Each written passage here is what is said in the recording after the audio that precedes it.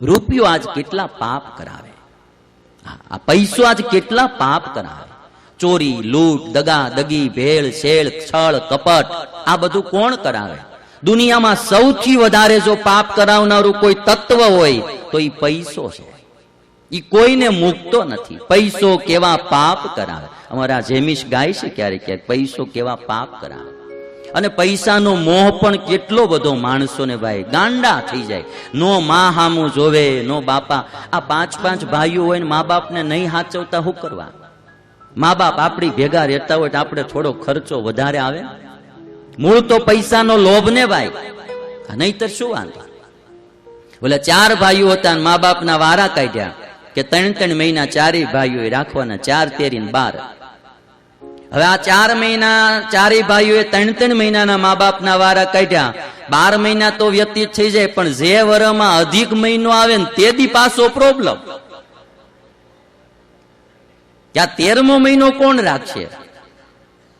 અને મારા 4 ભાઈઓ કેવું કરે કે જે દિવસે મા બાપનો વારો જેની ઘરે જાય ને એટલે એવડાય માળા લીલોતરી શાક કરવાનું બંધ કરી દે, કઠોળના શાક ઠપકાર્યા કરે કે મા બાપ આપણી ભેગા છે ને આપણે લીલોતરી કરશું તો વળી વધારે પૈસાનું લાવવું ને, એટલે એવડાય તરત બંધ કરી દે, કઠોળ દાબે. એનો વારો પૂરો થાય ને બીજા દીકરાની ઘરે મા બાપ જાય ને એટલે એવડાય લીલોતરી બંધ કરી દે, ઈ કઠોળ શરૂ કરે. ત્રીજાની ઘરે જાય ઈ લીલોતરી બંધ કરી દે. છોકરાઓને 3 મહિના કઠોળ ખાવાનું, મા બાપને 12 મહિના. આ પૈસો કેટલો આમ ગાંડો તૂર માણાને પૈસો બનાવી દે. હું બી જાણું છું પૈસા વિના એક પગલું નથી ભરાતું. હું બી જાણું છું મારે કોઈ સુદામો જોવો જ નથી. હું બધાને જનક જોવા માંગુ છું. હું અમારા સાધુને બી નિર્ધન રહેવા નહીં ઈચ્છતો. નિર્ધન અમે અમારી પાસે કઈ ન હોય તો મારા અમને બધા દબ્બા જ કરે છે. પ્રધાનતા છે. હું જાણું છું પૈસા વિના હાલે નહીં, પૈસો જોઈએ.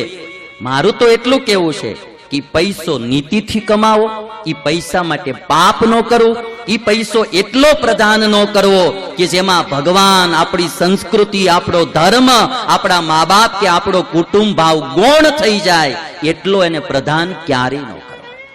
મારી વિવેકપૂર્ણ આ વાત છે. ગરીબ ક્યારેય ન રહેશો. ગરીબ રહેવામાં મજાય નથી. આ જુવાનિયાઓએ ટાઈમ બરબાદ કર્યા વિના જુવાની અવસ્થામાં રળી લેવું, મહેનત કરી લેવી. બહુ ખોટા વોટ્સઅપમાં, ફેસબુકમાં, ટીવીમાં બીજે ત્રીજે ટાઈમ ન બગાડવા. જુવાની આપણી હોય ત્યારે રળવાનો ટાઈમ હોય. જે કોલેજિયન છોકરાઓ હોય એને ખાસ મારી વિનંતી, આ ટાઈમ તમારો ભણવાનો છે. એ સમયે તમારો ટાઈમ બરબાદ ન કરશો.